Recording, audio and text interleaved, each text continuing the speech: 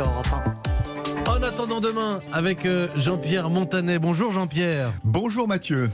Sur Europe 1, vous écoutez le monde changer et avec vous, on prend une option sur l'avenir. Mon cher Jean-Pierre, tout va bien Jean-Pierre aujourd'hui? Contrairement aux prévisions sombres des années 70, l'humanité continue de brûler du pétrole à un rythme soutenu. Alors à quand, demain, la vraie fin de l'or noir? Eh bien Mathieu, rassurez-vous, il y a encore de la marge pour tenir, elle est facile, jusqu'en 2040. Je ne sais pas si ça me rassure en fait.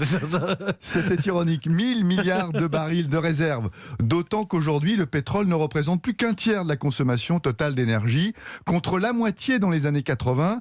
Tout ça, bien sûr, grâce au progrès des voitures, moins gourmandes, la disparition du fioul dans nos chaudières. Mais d'un autre côté, le trafic aérien avale de plus en plus de kérosène et la consommation de plastique explose, notamment en Inde et en Afrique.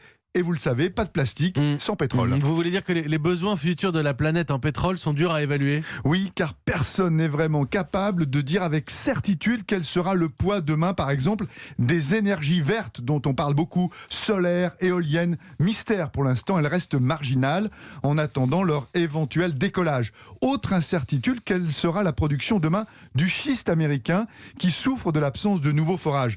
Même phénomène avec le brut. Les nouveaux gisements faciles d'accès se font rares, c'est du jamais vu. Les compagnies pétrolières en plus serrent les boulons.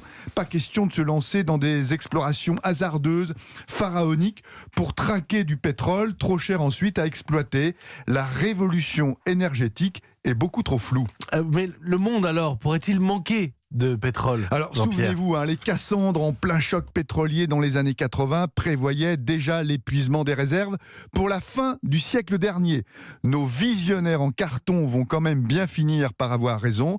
La panne sèche pour les monarchies du Golfe est inéluctable, mais en attendant l'échéance, les émirs, eux, restent les rois du pétrole. Merci beaucoup.